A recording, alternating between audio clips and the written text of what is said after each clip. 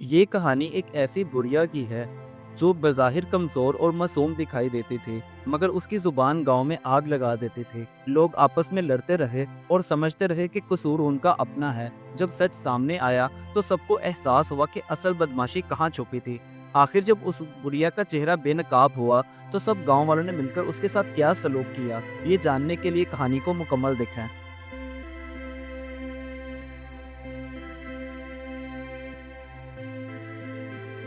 गांव की सुबह हमेशा की तरह पुरसुकून थी।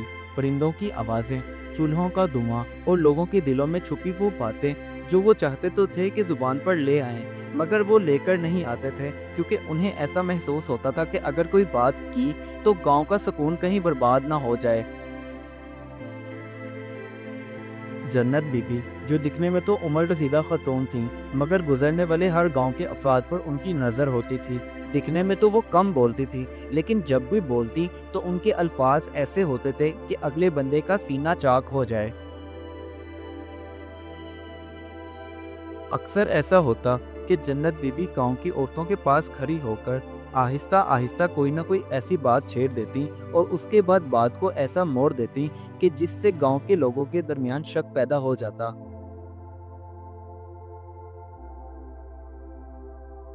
गांव के लोग जो पहले एक दूसरे को दुआ सलाम करते और एक दूसरे की बलाएं लेते थे, जन्नत बीबी की बातें सुनकर जिसकी वजह से उनके दिल में जब शक पैदा होता तो वो एक दूसरे से लड़ाई झगड़ा करते और उसके बाद नजरें चुराते फिरते, मगर किसी को मालूम ना था कि बीज आखिर कहाँ बोया गया था।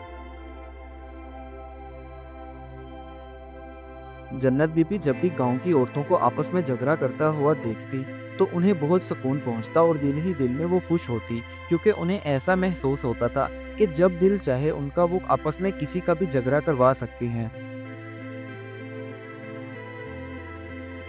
शगुफ्ता, जो उसी गांव में रहती थी और बहुत ही सादा दिल औरत थी, अब वक्त के साथ साथ हर बात से डरने लगी, क्योंकि उसे महसूस होने लगा था कि सब गांव वाले उसके बारे में अजीब अजीब तरह की बातें कर रहे हैं। जब जन्नत बीबी को शगुफ्ता के डर वाली बात पता चली तो वो जल्दी से उसके घर आई और उसके पास बैठकर कहने लगी, बेटी, मैं तो तुम्हारा भला चाहती हूँ, मगर गांव के लोग अच्छे नहीं हैं। इस वक्त शगुफ्ता जो सुनना चाहती थी, जन्नत बीबी के अल्फाज वही थे जिसकी वजह से उनके अल्फाज शगुफ्ता के दिल में उतर गए। जन्नत बीबी जाते जाते भी शगुफ्ता को उल्टी पुल्टी बातें सिखा रही थी। तभी एक गांव के बड़े बुजुर्ग की नज़र उनकी तरफ पड़ी और वो खामोशी से सब कुछ देखने लगे। उन्होंने बातों के पीछे की बात को भी अच्छे से महसूस कर लिया था। वो बुजुर्ग जिन्हें सब गांव में रहमत चचा के नाम से पुकारते थे, वो सब लोगों के पास गए और उन्हें अलग अलग मिलकर बातें करने लगे। इसके बाद उन्होंने जब सच को जोड़ा तो अंदाजा हुआ कि गांव में इंतशार फैलाने वाली बातें एक ही जगह से निकल रही हैं,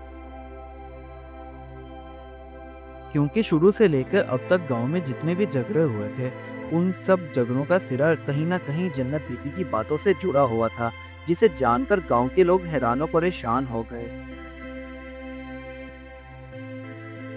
अब रहमत चचा ने गांव में फैले इंतशार को खत्म करने के लिए सभी गांव वालों को इकट्ठा किया और उनके सामने जन्नत बीबी से प्यार से सवाल पूछने लगे। बीबी, ये बातें तुम क्यों फैला रही हो जिनसे गांव वालों का आपस में झगड़ा हो जाए? ये सुनकर रहमत बीबी घबरा गई, क्योंकि जन्नत बीबी ने कभी सोचा नहीं था कि उनका ये चेहरा कभी गांव वालों के सामने इस तरह आएगा। अब वो बात को बदलने की कोशिश करती, कभी किसी को इल्जाम देती, मगर सच अब सबके सामने आ चुका था, इसलिए किसी ने भी उनकी बात पर यकीन न किया।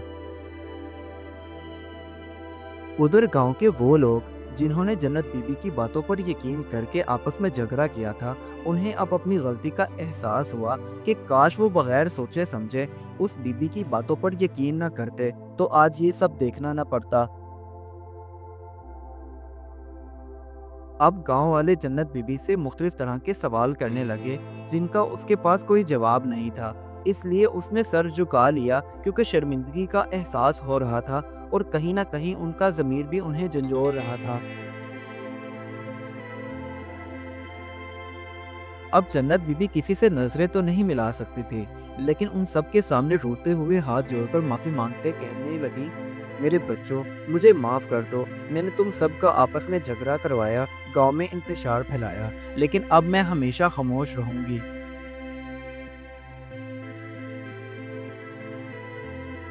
آخرکار گاؤں والوں نے بھی اپنا دل بڑا کیا اور جنت بی بی کو معاف کر دیا۔ اس کے بعد انہوں نے اپنے دل صاف کیے اور پہلے کیے ہوئے سارے جھگڑوں کو ختم کیا، جس کی وجہ سے سارے رشتے پہلے کی طرح جڑنے لگے۔ اب جنت بی بی اپنے کیے ہوئے وعدے کے مطابق ہمیشہ کی طرح چپ رہنے لگی اور گاؤں کے غریب لوگوں کی مدد بھی کرتی، اور یہی ان کی خاموشی ان کی اصل توبہ تھی۔